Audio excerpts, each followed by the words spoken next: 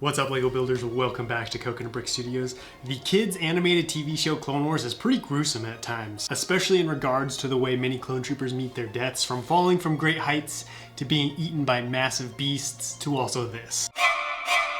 This show does not shy away from the brutality of war, and I really like that about it. It made it more mature and watchable for us older audiences, and reminded us that war isn't just a fun game with epic battles and awesome war machines. So in today's video, I'm going to be building 3 of the most gruesome clone deaths as LEGO Star Wars Mocs, one in 10 minutes, 30 minutes, and 1 hour. So if you're ready for some Clone Wars nostalgia, go ahead and execute Order 66 on that like button, and let's get started. I can't do a gruesome death video without including the planet of Umbara, a literal death trap where everything wants to eat you and it's always night and misty so you can barely see. The clones hadn't been on the ground for more than 30 minutes in this battle and they were already on the menu of a pretty nasty creature. I feel like I've done so many small Umbara Mocs recently, especially with my timed building challenges. So you guys know what to expect here, lots of black parts and some dinosaur tails for the plants. I would love to see Umbara in a live action TV show or movie of some kind, like maybe a war horror movie following a squad of 501st or 212th clones as they battle their way to the capital city. Try not to get eaten or die at the hands of the local militia and their wild war machines, or the intense flora and fauna of this planet. The Umbarans literally have giant caterpillar and crab looking tanks. Who wouldn't want to see that? I've had a lot of people asking why I use the older 501st clones instead of the new ones, and it's just because I like the old ones better. The helmet printing and solid blue arms are more appealing and remind me of the glory days of LEGO Star Wars, back before we got stuff like this. This scene depicts clones being ambushed by a Vixus during the Battle of Umbara. Lying silently in wait, these massive creatures have long tentacles spread out on the ground around them like vines, waiting for a meal to come by and trigger one of the feelers. This time it's Hardcase and a fellow clone trooper who get picked up. Hardcase is fortunate enough to get dropped as the beast is taking blaster fire, but the other guy isn't so lucky and is devoured. Besides the obvious horror of being eaten alive, one reason I found this so gruesome is how claustrophobic it would be being shoved into a stomach and probably dying slowly while being dissolved by the acid. Next, we're taking a trip to the Citadel. The more Mocs I've built of this place, the more I've realized how brutal everything there is. A prison designed specifically to hold Jedi, it is full of dangerous traps, hordes of battle droids, and isolated in the middle of nowhere surrounded by lava.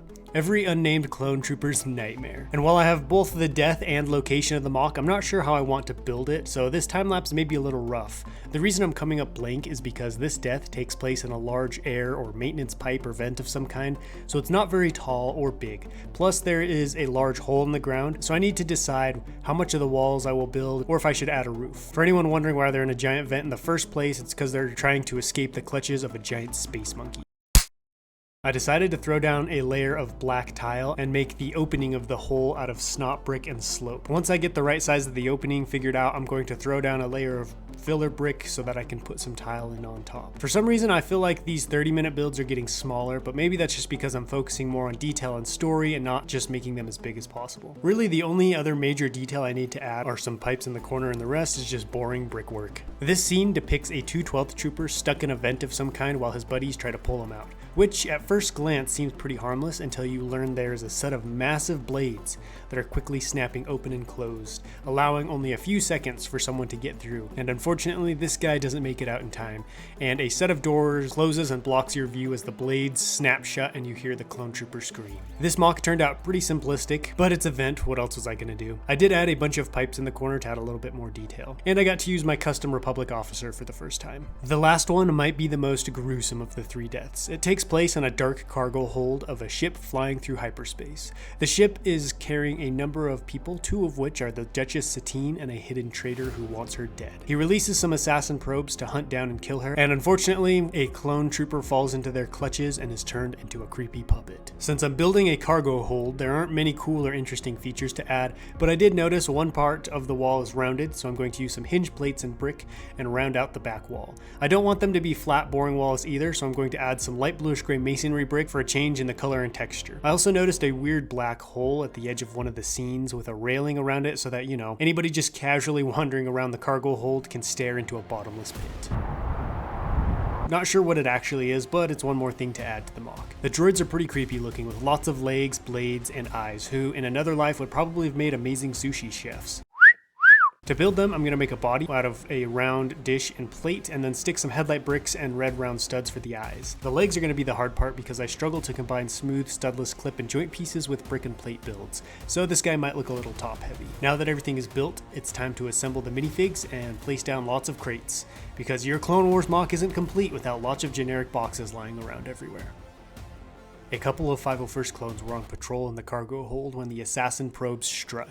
In the darkness of the hold, it was easy to sneak up on the clones, and one in particular met a pretty rough fate, being snatched up and stabbed repeatedly by sharp appendages on the droid. And to make matters worse, his body was later used by the droid like a puppet to try and trap Anakin Skywalker. So while this mock doesn't depict the actual death of the clone, I thought that building this scene would be more interesting and you learn what happens to him anyways. The mock is nothing special. It was pretty dark and there were lots of crates everywhere, so there wasn't much reference material to go off of, but I think the minifigs and the droid should be the main focus anyways. And I actually remembered to add the black tile to the frame this time. You would think with the intense theme of this video, the mocks would have been more interesting or entertaining, but that's how it goes with these challenges sometimes. I'm building pre-existing scenes and places which aren't always the most excited, so I'm pretty locked into what I can do. But part of these challenges is trying to figure out how to make air vents and cargo holds look as cool as possible. I've done a number of these challenges now, but I'm always looking for new ideas and themes. So if you have one you want to see me do, drop it in the comments, as well as which one of these mocks was your favorite, and I will catch you in the next one.